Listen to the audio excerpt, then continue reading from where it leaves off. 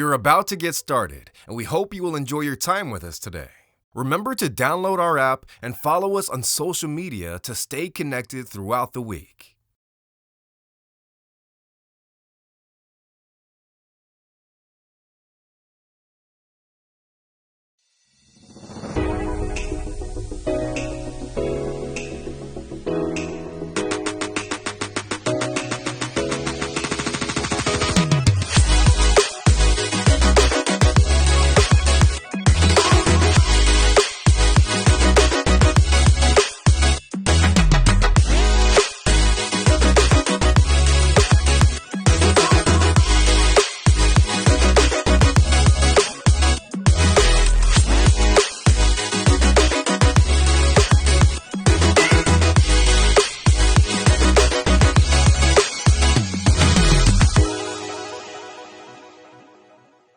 Green Tribe. Yes, I am one of the leaders of Green Tribe, and it's just amazing time to be with the kids. I just love it that we get to connect with them, we get to worship with them, and we get to see them grow. That's the main thing. Pastor Trey has an amazing message later on today, but before that, I want to connect with people. So if it's your first time here, we got a URL code in front of you and the seat back in front of you. Scan that, give us some information about you, ways we can connect to you. And if you're online, we shared a link with you so we can connect with you that way as well. Yes, so make sure you're scanning the QR code on the seat back of the chair in front of you, checking that link. And regardless of whether it's your first time or your 100th time or you are online, we are about to sing and dance. So everyone stand to your feet, wave at the people next to you, smile with your eyes, air high fives, air hugs, because we are wrapping up Influencers right now.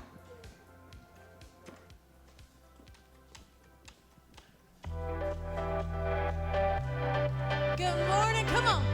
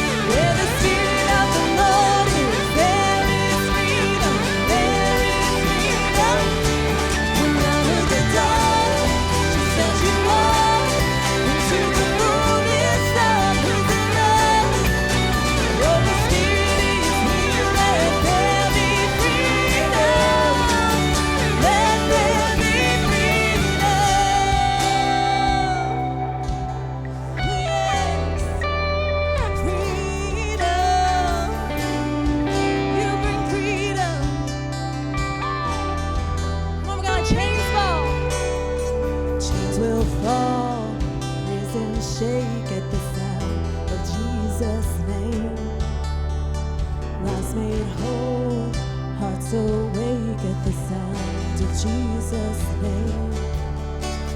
Chains will fall, prisons shake at the sound of Jesus' name. Lives made whole, hearts awake at the sound of Jesus' name. Yeah, come on.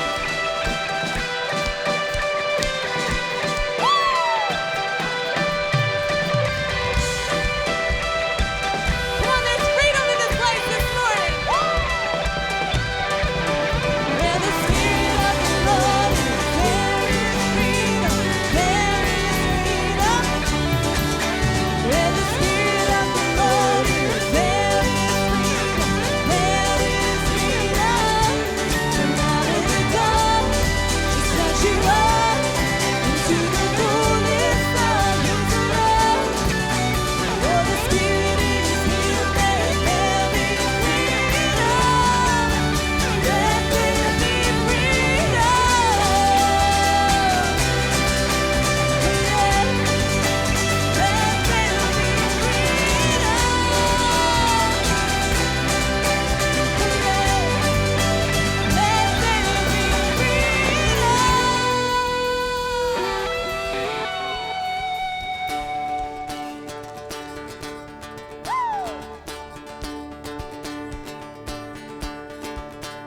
I was buried beneath my shame,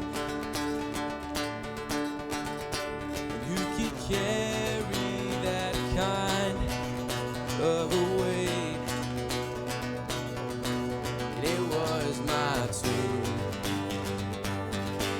till I met you. I was breathing but not alive. All my failures I tried to hide, 'cause it was my tomb till I met you. And you called my name, and I ran out of that grave, out of the darkness, into your glorious day. You called my name, and I ran out of that grave, out of the darkness, into your glorious day.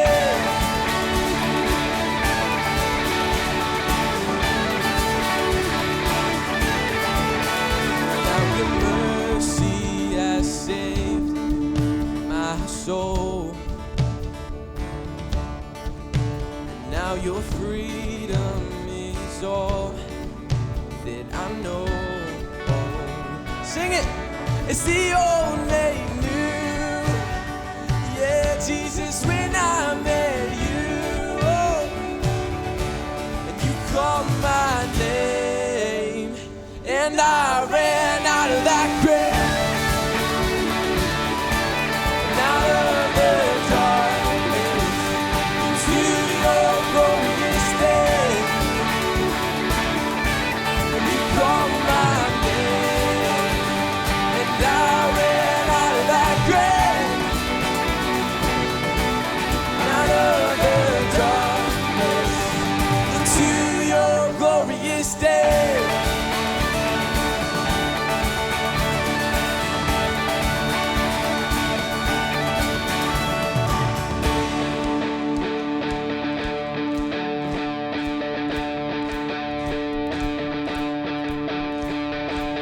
I need a rescue. My sin was heavy, but chains break at the weight of your glory. I needed shelter. I was an orphan. Now you call me a citizen of heaven. When I was broken, you were my healing. Now your love is the air that I'm breathing. I have a future. My eyes are open.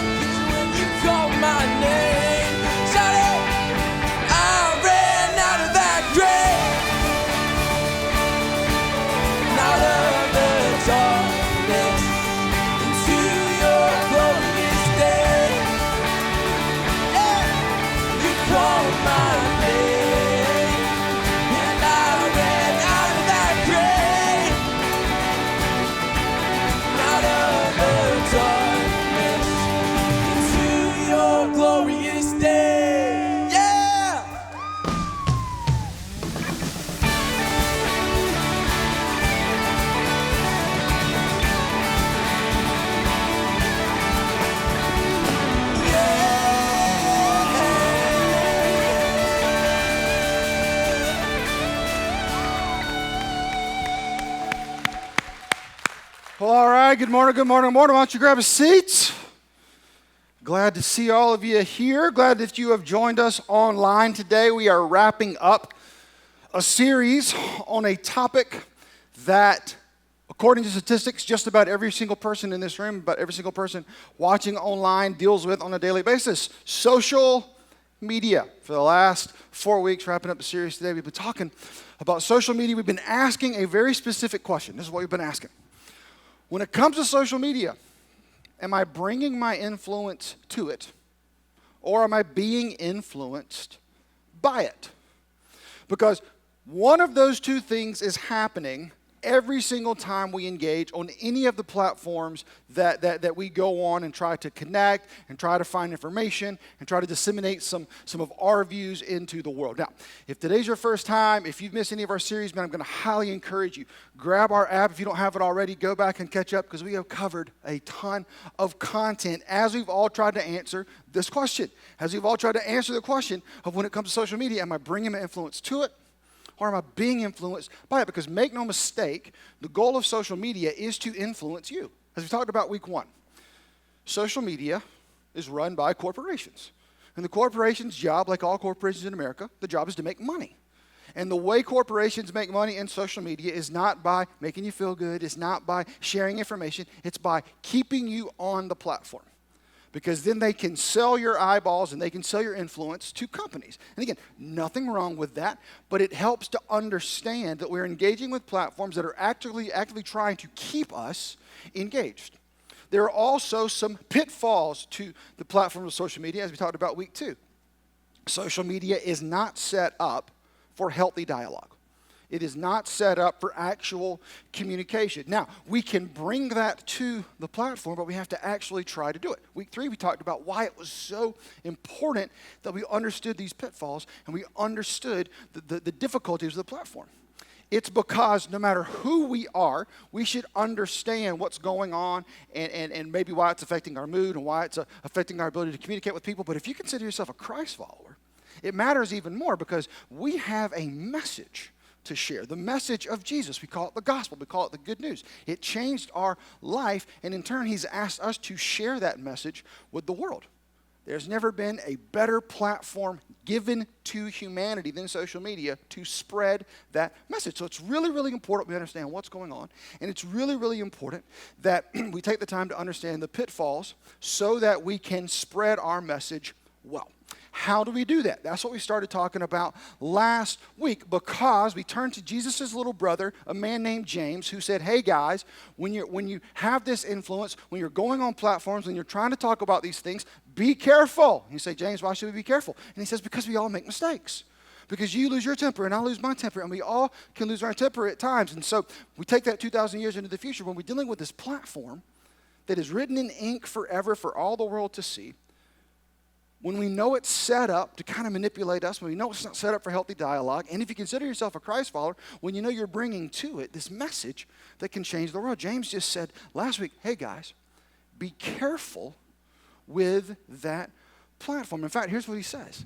He says, understand this, my dear brothers and sisters, you must be quick to listen, slow to speak, and slow to get angry. And he explained why last week.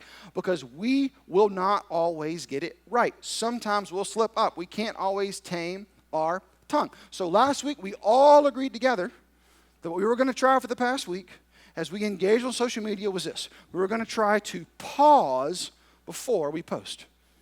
Just pause for a second. Just pause and think about the ramifications of what you're going to write. Think about the ramifications of what you're going to share, the ramifications of what you're going to like, the ramifications of what you're going to snap, the ramifications of what you're going to TikTok, the ramifications of what you're going to DM. Just stop and pause for one moment. And that's where we left it. Last week I just challenged you. Go home and just look at your social media and see if you give yourself the space to pause. Ask God to maybe bring to mind some times you wish you would pause. And today, as we wrap up this series, I want to return to James again, return to chapter 3, because James is going to now reveal to us what we should do while we pause. And what we should do is look for something that we all need in our lives, that we talk about a lot here at Wellspring, because it truly can make all the difference when it comes to the decisions I'm trying to make and you're trying to make and we're all trying to make. Because what we need to search for while we pause is this: wisdom. Wisdom is something we talk about a lot here at Wellspring. In fact, if you were around this spring, we did a series where we talked about wisdom in connection to COVID. And the reason we talked about wisdom in connection to COVID was this: because wisdom gives us the ability to step confidently in the face of uncertainty. That's what God's wisdom does. When we build our life on Him and on what He wants and His decisions, we have the confidence to step certainly in the face of adversity and in the face of uncertainty, in the face when there's lack of clarity. Wisdom gives us that certainty because we can trust in Jesus. And so for this series, for today as we're wrapping up social media, I want to point out what else wisdom gives us.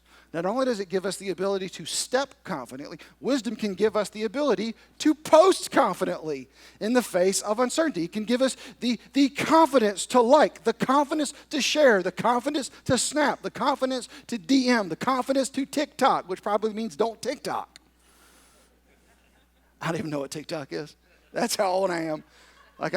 You make music videos, right? Isn't that what you do? I guess. I don't know. Y'all don't know either. I can tell you're all like, I don't know. They know online, though. Put it in the comment section. Tell me what TikTok is. What wisdom does is wisdom gives us a map. Wisdom gives us rails. Wisdom gives us a track to run on. And the amazing thing about God's wisdom is that it is so crystal clear. And that's what I want to talk about today. Because here's the great news about wisdom. Here's what James says at the beginning of his letter about wisdom. He says, look, if you need wisdom, ask our generous God and He will give it to you. He wants to freely give this wisdom. As we talk about wisdom, we have to go back to the very first week of this series and remember where we talked about the fact that God, specifically for His church, has given gifts, has given special things to equip those of us that call ourselves Christ followers to live the life He wants us to live. And those gifts include His Son, they include His Word, the story of Jesus' life, the four biographies of Jesus' life, the letters written by men who helped to begin the church. Those gifts include His Holy Spirit that can coach us as we walk through life. Those gifts include His church. And the ability to gather together and to sing and to learn. And so the reason we're talking about this is, again, it's because social media is such a ubiquitous thing. Everybody has it. And we're all just walking along, and I believe it is the biggest opportunity we've ever had to change the world in our lifetime. This is it. And so we need to apply some wisdom to it. And God says, I've got it. I want to give you that wisdom. So last week, we paused before we posted, and this week the goal is to invite the wisdom of Jesus into our social media, into our posting, so that the message that has changed our lives can begin to change the lives of our friends and our family and our neighbors and our coworkers. And oh, by the way, even if you don't believe in Jesus, pausing and trying to inject wisdom into your social media will be beneficial to every single person listening. So, how do we do that? How do we find wisdom? How do we recognize wisdom? How do we know what wisdom means when it comes to social media? Great questions. And to answer those, I want to go right back to where we left off last week. If you were here, we were in James chapter 3, where James spent the whole first half of the chapter trying to convince us to keep our mouths shut. Just pause for a moment, because we can't tame our tongues, because if we're not careful, things are going to slip out, things we wish we hadn't said, things we're going to regret. Just pause. And now he's going to flip it. And he's going to say, okay, while you're pausing, let's inject some wisdom into the situation. And the best way to know what the wise choice is to know how to recognize wisdom itself. to be able to identify wisdom as opposed to other emotions. And so that's how James begins this section with a contrast. And what I would invite you to do if you are on social media is apply this to your social media moving backwards, either in your mind right now or later on this week. You can go back and look over your posts, look over your shares, look over your likes and say, okay, when James described wisdom, is that what I see? Or do I see this other thing James described? Because the best way to move forward is to understand what's happened before and then to change course. And I believe we can all do that as we pause, because we've learned how to pause, and we begin to apply his wisdom to our social media. So if you have your Bibles, turn to James chapter 3, starting in verse 13. Here's what James says. He says, look, if you're wise and you understand God's ways, prove it by living an honorable life, doing good works with the humility that comes from wisdom. He's basically saying, look, if you are going to build your life on God's wisdom, and if you want to know if you are making wise choices, if you want to know, then this is what it would look like. It would be honorable. It will be good. It will be filled with humility. So the question would be, when it comes to my social media account and your social media account right now, when you go look at it, if you want to say, hey, has this been wise? You can say, well, is it honorable? Are there good things represented here? Is it filled with humility? And if it is, keep it up, man. You're doing great. But I've seen some of your accounts, and it's not. In fact, James says, well, when you look at that, if you don't recognize that, maybe what you would see is this. But if you are bitterly jealous and there is selfish ambition in your heart, don't cover up the truth with boasting and lying. Ouch. How did James know? How did he know 2,000 years later there would be this platform where we would just go and just be jealous and selfish all the time? See, what he's saying is, he's saying, look, if you want to get this right, you have to be able to recognize the true motives behind what you're doing. Because all of us at times can excuse trying to hide selfishness, trying to hide jealousy in a public platform, specifically right now in the terms of social media. We've all done that. We all do that. But here's the problem with that. The only person fooled by that is the person making the post, the person putting that into the world. And that's what James is saying. James is saying everybody notices. You know what the rest of us call that? And even when we do it ourselves, but what we call it when someone else does it, there's a word for it. We call it a humble brag. You guys familiar with the humble brag? Here's the definition of a humble brag. By the way, it is actually defined in the Oxford Dictionary now. That is how far we've gotten with this. Humble brag means an ostensibly modest or self-deprecating statement whose actual purpose is to draw attention to something of which one is proud. Let me give you some examples I wrote down of humble brags. Here's the first one. I had such a hard time this morning deciding which car to drive to work. I have so many and I love them all. Yeah. This is another one. Even without makeup, with a baseball hat on and sweats, guys still hit on me. I just want to buy some bread. Yeah, no one's fooled by that. No one is fooled by that except for the person making the post. And so what James is saying is, he's saying, hey, we're going to pause. And we've got to learn to recognize wisdom, but that's going to take some being honest with ourselves. It's going to take stepping back and looking and saying, oh, okay, when I wrote that, when I shared that, was that in an effort to be honorable, or was I trying to remind someone of the time they made fun of me for something and I told you I was right? Selfishness. Was I posting about an event I got to because I was jealous because someone else was having an event I wasn't invited to? He's saying, hey, just ask my father and ask my big brother to help you recognize that. Turn to your Heavenly Father, help them recognize when it happens. because, he keeps going, because jealousy and selfishness are not God's kind of wisdom. Now, that seems so simple to say, right?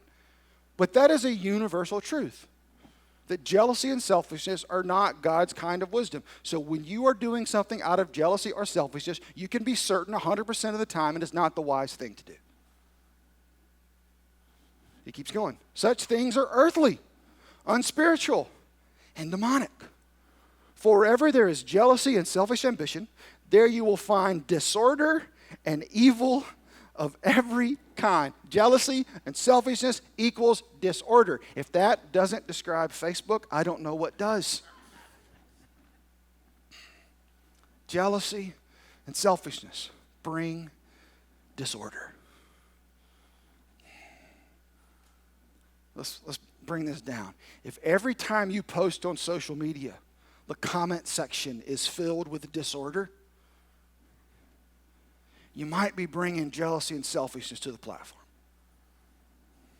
And he's saying, look, you can do that. Just don't assume anyone is fooled by it.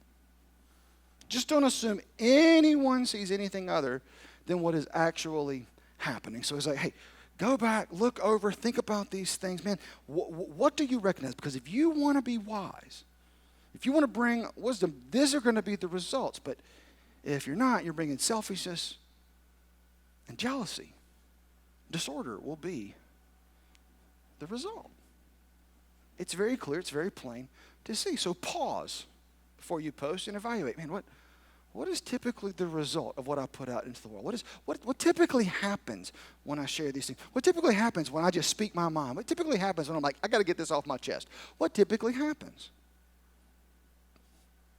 That's how we move backwards. Moving forward, he says, okay, so if you want to pause and you want to bring wisdom in, here is what wisdom looks like. He says the wisdom from above, from our Heavenly Father, is first of all pure. Wisdom is pure. Of course, it's pure. It's from God. He begins to describe what that means. It's also peace-loving, gentle at all times, and willing to yield to others. These three work together. Yield to others, sacrifice for others, doing what's best for others in a peaceful, gentle way. Taking collectively into mind what's going to be the best for all involved. He keeps going. He says, wisdom is full of mercy and the fruit of good deeds. It's going to be good. It's going to be full of mercy, not like a little mercy, like so full of mercy that if you had a cup of mercy, it would like be spilling over. And if you don't know what mercy is when we don't give someone what they deserve. Mercy is when we choose to withhold retribution.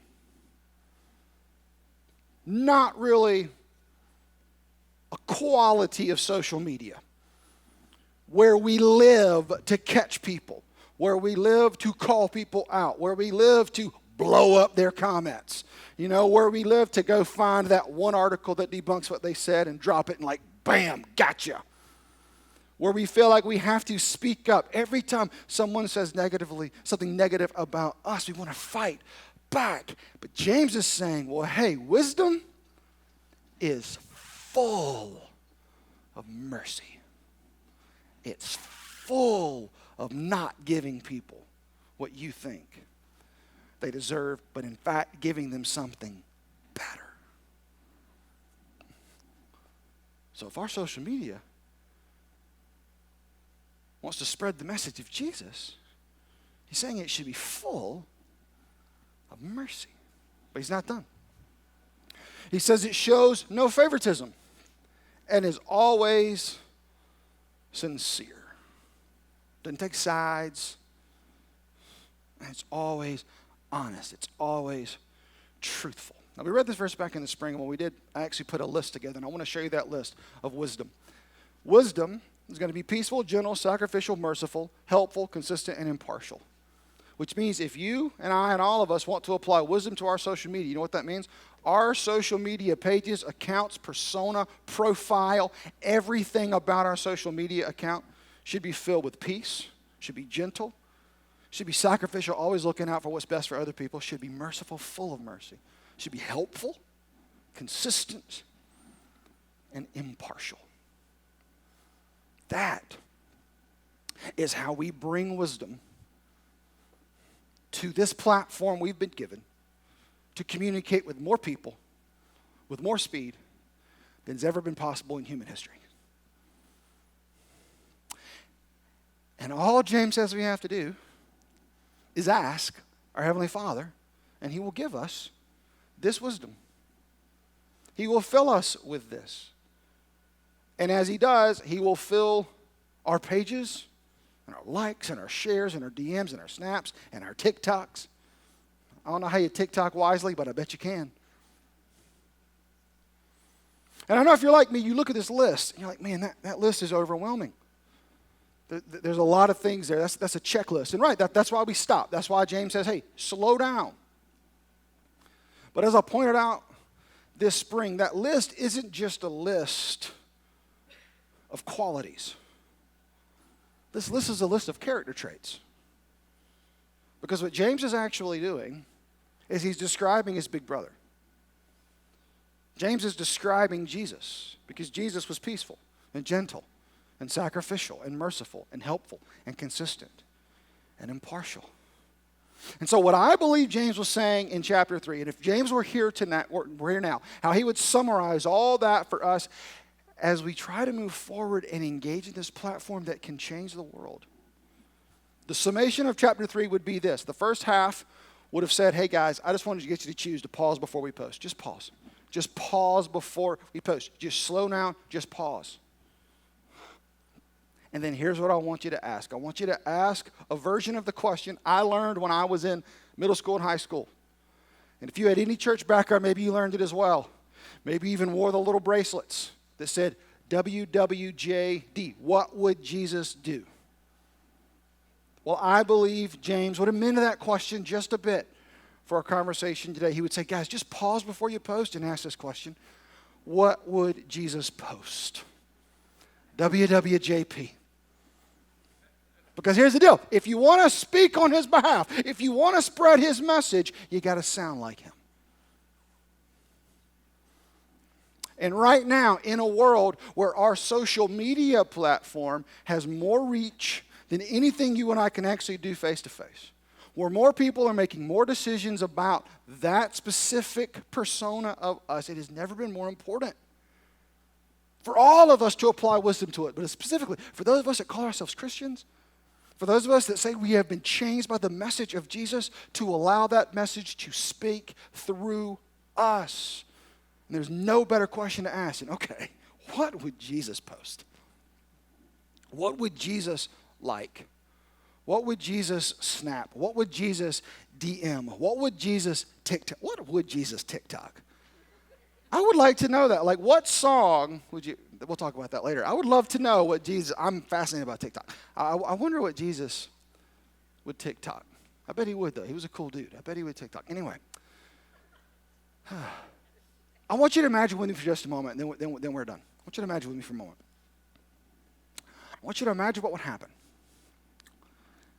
if every single person who shared on social media this weekend, can't wait to be in church, who shared a snap of a verse that they read this week, who has in their profile, Christ follower, I'm a Christian, love Jesus, something like that. If all of us who claimed in moments to follow Christ, if everything about our social media accounts began to speak with His voice, everything we said, everything we shared, everything we liked, if all of it just oozed Jesus, just oozed grace and mercy and gentleness and compassion and love and sacrifice, what would happen? See, I don't have to wonder. Because 2,000 years ago,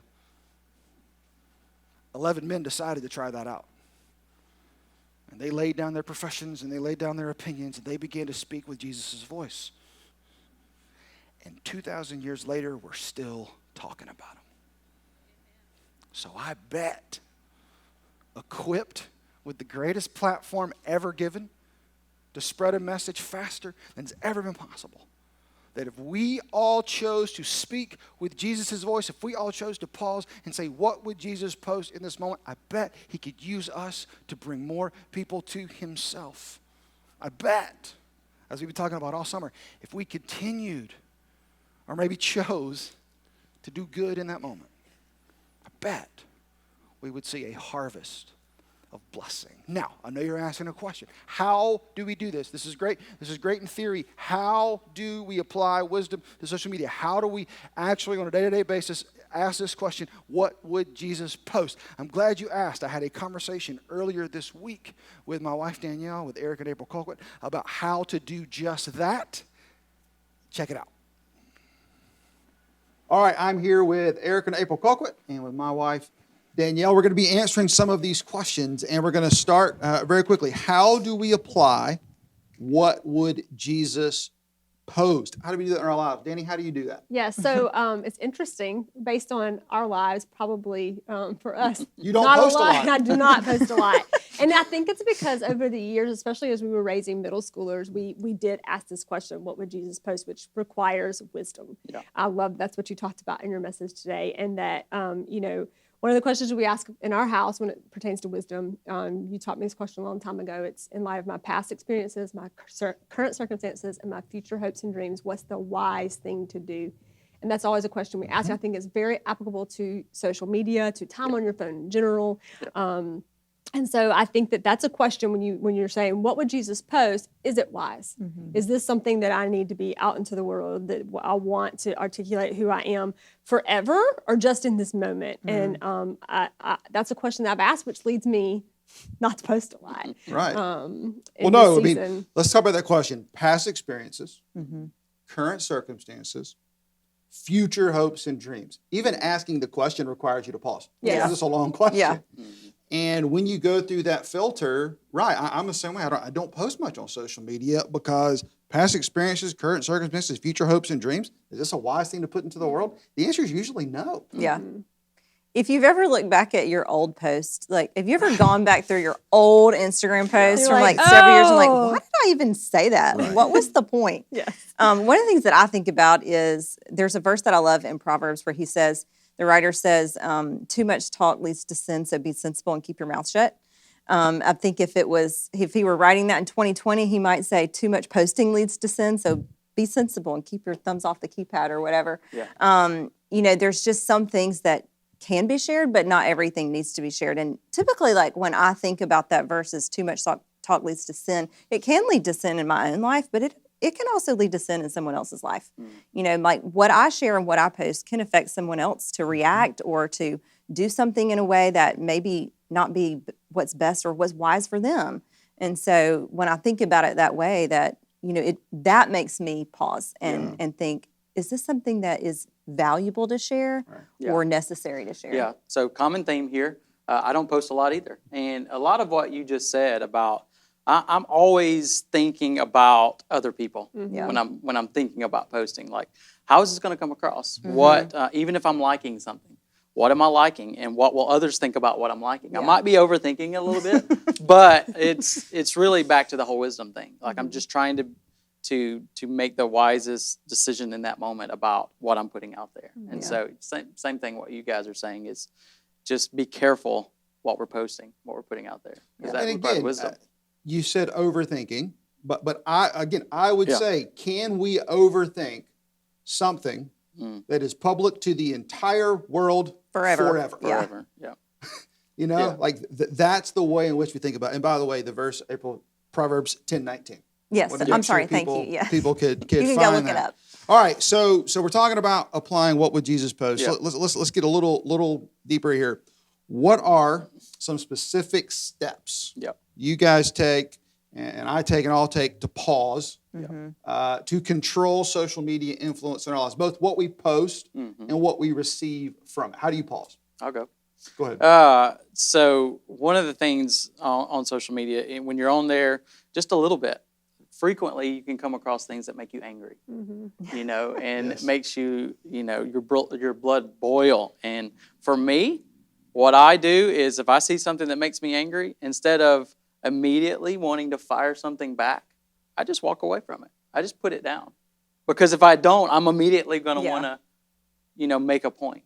And that's not what we're trying to do, what we shouldn't do. So that's the first thing that comes to mind is if you get angry when you're reading something on social media, just walk away, put it down. Well, that Yeah, goes I back to agree. last week. I mean, James tells us Yes. human anger does Things. not produce the righteousness Right. God desires. You know what that means? That means never. Yeah. That means it never produces what God would actually want in our lives. Now, Danny, you've actually, because you shared it with me, you read a book Yes, I Yeah. did. that has helped you a lot with this stuff. And so, one of the questions I learned is the book is called How to Break Up with Your Phone. I know we're talking specifically about social media, but one of the questions, I mean, it's a whole section on social media in here, obviously, because they're intertwined, but it is what's the motivation? And this is an incredible resource. We can put it out there on social media this week. You can get it on Amazon, and it's a quick read. It's really a great tool. It's a great tool to have of how to use your phone, make your phone work for you and not you work for your phone. But the motivation part, if you're a Christ follower, taking a moment, asking that question, what's my motivation? Yeah. Jesus. That's good. Take it to him. If your focus is on him before you're posting, more than likely what you're going to end up posting is something Jesus would post. And that Right. pause is what allows you to assess that before you put it out into the world. It takes your focus off of you, remembers, it reminds you of the message that you do have, what your life does represent. And that all comes down to the motivation and the pause and the bringing him into that moment. Yeah. April, I think this was your idea because one of the steps I have here is to read what you've written out loud. Yes. Why is that important? Because I think when we write things or we have a thought, it sounds one way in our head. And when it's actually said out loud, you hear how it sounds to other people. I mean, even just thinking about in conversations, sometimes you say something and as soon as you say it out loud, you're like, oh, now I hear what I just said. Yeah. And sometimes it's like you've just put your foot in your mouth or said something that you wish you hadn't. And it's the same thing with our posting. I think if you have written out a post before you hit the actual post button or share button or whatever, just read it out loud and edit how it sounds. What is the tone of your voice when you read it out loud? Because that is likely how it's going to sound to other people. And you might just change a word or change the whole thing. And I've done that before and, deleted everything I wrote and decided, never mind, I'm just Well, not going to boy. post anything. Or I've just rephrased it. But I just think it's a helpful step to edit our thoughts out loud. Well, you can even read it out loud to somebody else. Exactly. you And know? sometimes that's more helpful than Right. hearing your own self say I happen to live with a very, very sensitive person.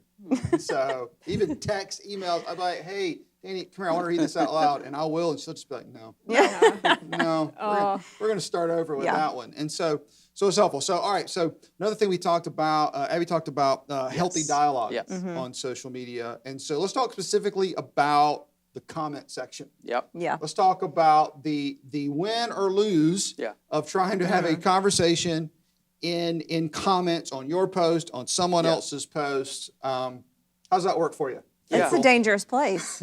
I would say often don't comment. Just don't comment. Hit a like button if it's something that you like, maybe. But per Abby's, message for us a couple of weeks ago, it's commenting on social media is not really the place for healthy dialogue. Right. It's just, it can be taken so many ways. And I think Eric had even said this, is like, you're not just having a conversation with that one person who posted it. It's hundreds of people potentially. Right. Like if you were having a close, serious conversation with your friend or even a stranger, you don't want that all over the internet. You don't want that all over the world. Right. You don't want everybody to hear those things. So, that's why, I loved what Abby was saying a couple weeks ago, because it's all about healthy dialogue. Yeah. And you just can't have healthy dialogue on social media because you are talking with someone else and then everybody comes in and then it just goes in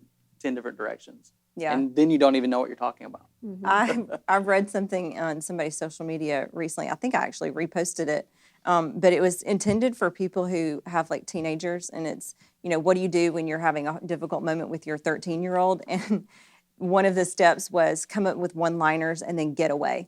So I just think that is so appropriate for social media. It's like, come up with one thing you could say and then leave the conversation. Not Just in anger. Not in anger.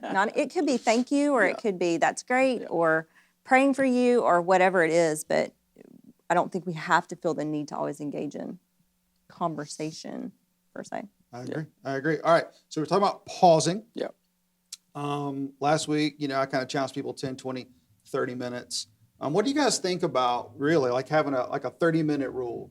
Especially if you're upset, but just giving yourself a kind of a cooling off period and a thinking period and a processing period before, again, I know it sounds silly, but before we write something in ink forever for all the world to see. Yeah. I mean, I think it's a wise thing to do, Danny. It answers the wisdom question for sure. Yeah. And especially when you're talking about this part of the like in the comments, where it's the dialogue part, again, going back to that. When you even mentioned the word comment, I don't enjoy tension anyway in life. And I immediately, my heart started pounding, just the thought of it. Because you can't control tone. You can't control all of that. You can't control what's on the other side. And most of the time, especially if you are a busy person, pausing 30 minutes, you forget to even go back. You've moved on to something else. Whereas it could be a distraction for you if you had commented and created this unhealthy dialogue that wasn't going to go anywhere, and you've wasted 2 hours of your time, you've damaged a relationship, and you could have been focusing on something that was moving forward and not stuck there. And I think that's important to note for that. Okay, so we've talked a little bit about how we do this in our lives, and and it's difficult enough, Yes. to do it in our own lives. But Yes. all of us have been given the privilege by God of raising other humans that have our last name, Yeah. and they have come of age to be on social media as well. I know there are some parents out there that they want to know more. Okay, how do I help my teenager navigate social media? So Eric, I'll start with you. It's a great. What do you suggest? What can we offer to parents? Say, hey, here's a roadmap. Here's a way to navigate this. It's a great question because, like you said, it's difficult enough for us to manage this. So one of the things that I heard recently, or I read recently, was that as we think about helping our teenagers with social media or even technology, we should think about it similar to training them to drive. What do we do when we're training our teenagers to drive? We haven't gotten there yet, but we know it's coming. But you spend time. You sit in the car with them, brake a little easier, don't turn so sharp. You take a lot of time helping them know how to drive because it's extremely important. A lot of things can go wrong if you don't know how to operate that car. So this, in the same way with technology, and specifically social media, I think we have to spend some time helping our kids, our teenagers, know how to use this very important device and mechanism with social media. So one thing that you could consider, and maybe you can talk about this a little bit, is choose one platform that you would like for them to try, and let them just try it out for a little bit, and walk with them with that. We're going to talk a little bit more about what that looks like, but just try one platform and let them see if it works. We've done that with our kids. In the same way as adults that this is hard to navigate for us, teenagers, preteens, their brains are still developing. And it is, even though they might feel ready to maneuver all of the things with social media, really developmentally, they're just not. And so for us to unleash them with a device and social media is a huge responsibility, and it's a huge burden that they may not even realize the weight of until they've experienced some consequences with it. So I just feel like, a wise thing that we can do with our children in the same way that we do with anything else is give them a little bit at a time. We have expectations for them when they're preschoolers. We set larger expectations for them as they get into grade school and then middle school and high school. And I think when it comes to social media, we can do the same thing. It's like, here's one platform. I'm going to have a close check on it. So like with us, with Instagram, with our 14-year-old, she's connected to my account. I can go and look at it. She has, I can see who she's following. I can see who's requesting to follow her. And we just recently let our son Sam just have Twitter. Like, that's it, which sounds so silly, but it's pretty safe in that he just wants to follow sports and news. Like, that's it. And so just think of your child and knowing how they are and kind of what their personality is and how they operate. And you have to sort of set some appropriate boundaries for them in that. So you said something that's very important. It's about access. Yeah. Make sure as you're letting your kids try out social media, make sure you have access to Yep. those platforms. And that can be by friending them. That can be, like you said, on Instagram, having their account on your phone. Yep. I think another thing that we have to remember in this age is the fake accounts that are out there, spam accounts or the Finsta accounts. And there's really not a good way to monitor those other than having conversations. Yeah. Hey, what's going on? Do you have another account? You just have to you have to talk about it, just like in the same way you would about any other thing that's going on in their life.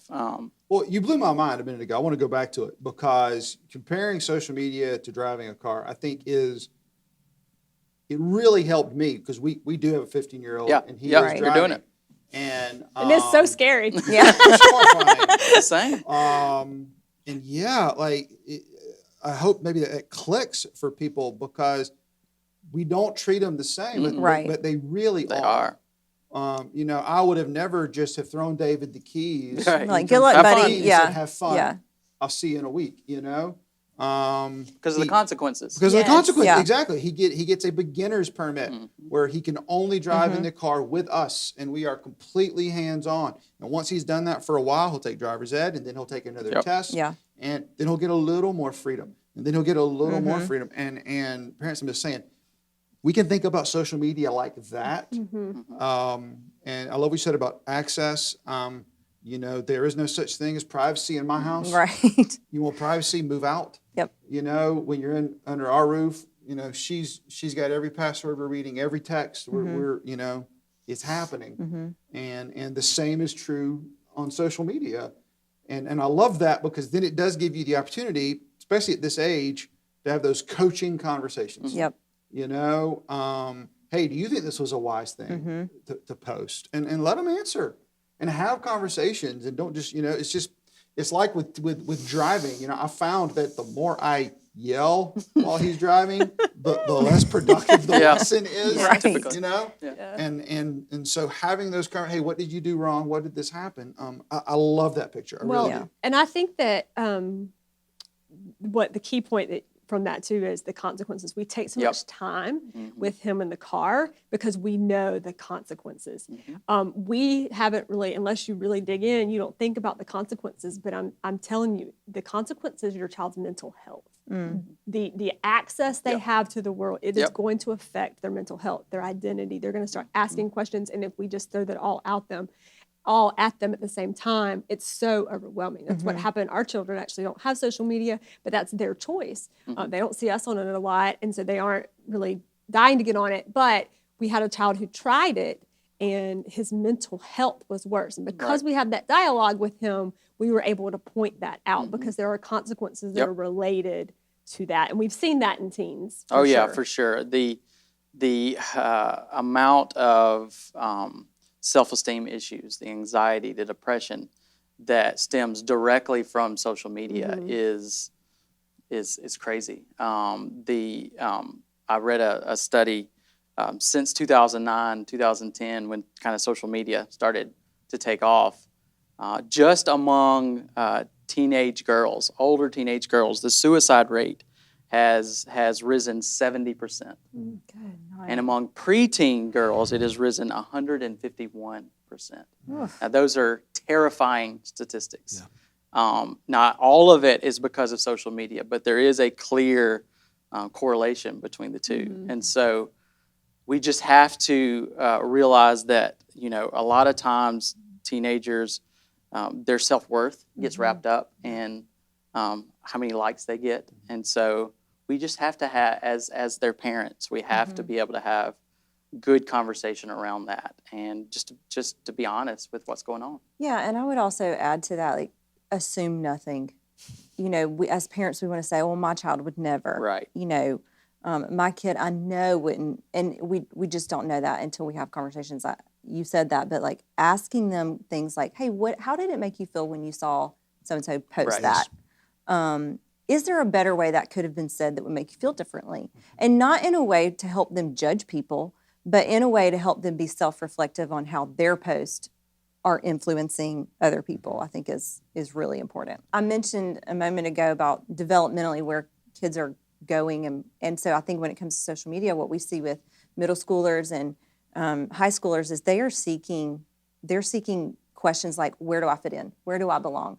Do I matter? And if we unleash that on them alone that's why we see some of those anxiety and depression rates going up, is because they're seeking that validation. They're seeking value in things that maybe aren't even real and that aren't true. And so it affects how they see themselves. Yeah. Well, thank you guys so much. A lot to talk about. Hopefully, we've at least given you some thoughts, some things to talk about this week, and really talk about for the next few months and years, because as we've been saying this entire time, we love social media. We think it is an amazing gift that God's given us to share His message. It's a great opportunity to connect with people, but there's some pitfalls. And we believe our Heavenly Father wants to give us a path to be able to spread His message throughout the world. So this week, here's what you can ask. In light of my past experiences, my current circumstances, and my future hopes and dreams, is this a wise thing to post?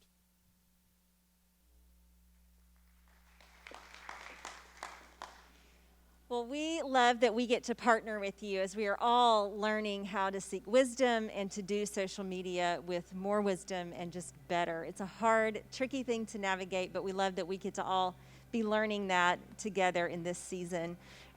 We are right now entering into a moment that we celebrate here every week at Wellspring, whether you're watching online or you're here in person. Wellspring, it's time to give our offering. God is so good and so faithful, even when seasons are hard and confusing. And so we just pause and we reflect in this moment and appreciate God for what He's done and give back to Him with gratitude and obedience. And so if you've come today prepared to do that, you can give on the Wellspring app. You can also log on to wellspringchurch.tv and give there. Or if you'd rather give in person, you can do that on your way out at the back door when you leave this morning. I hope that today was a blessing to you in some way and that you are already making plans to join us next week. We are starting a brand new series next Sunday that we're so excited about. It's called Decision 2020. We're going to be learning about religion and politics. So what could possibly go wrong? We hope that you will invite a friend and join us, because it is a series of messages that you really do not want to miss. Let's pray together. Father, thank you so much for your goodness. Thank you that you give us all the wisdom that we ask for. And I pray that we would step with wisdom into social media and into all of the phases of our life, God. And this morning, as we return back these gifts to you, we do so to say that we love you and we trust you and we will follow you anywhere. In Jesus' name, amen. We have one more song to sing, so stand to your feet and sing with us.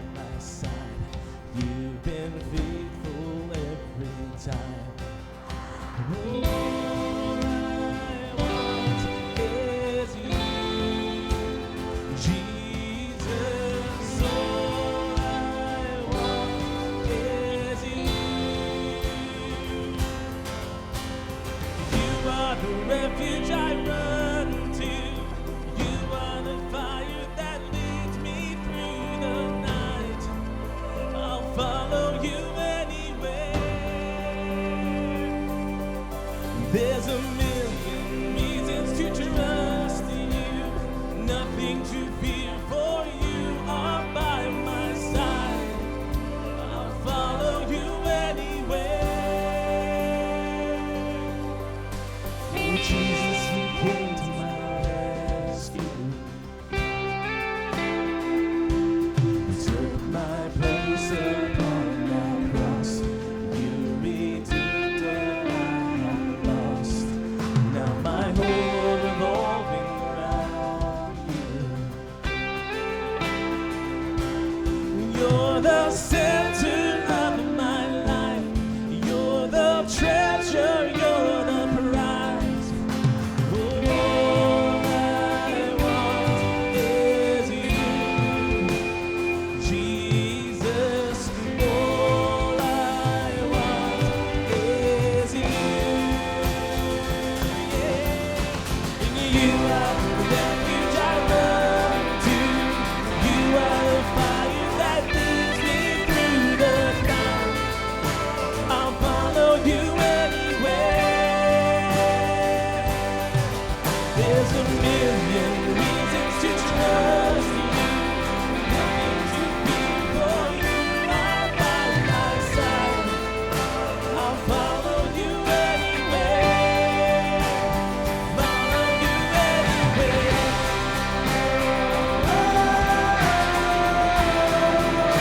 I'll follow you anywhere.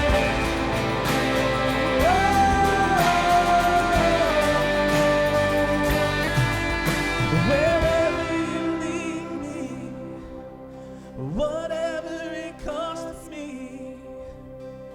all I want is you, Jesus. All I want is you. Wherever you lead me, whatever it costs me, all I want is you, Jesus. All I want is you. Sing it out. Wherever you lead me, whatever it costs me, all I want is you, Jesus. All I want is you. In you I'm the refuge I run to. You are the fire that leads me through the night. I'll follow you anywhere. There's a million reasons to trust you, nothing to fear, for you are by my side. I'll follow you anywhere. Follow you anywhere. Oh, follow you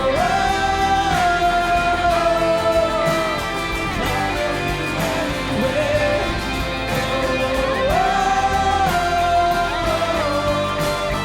Follow you anywhere.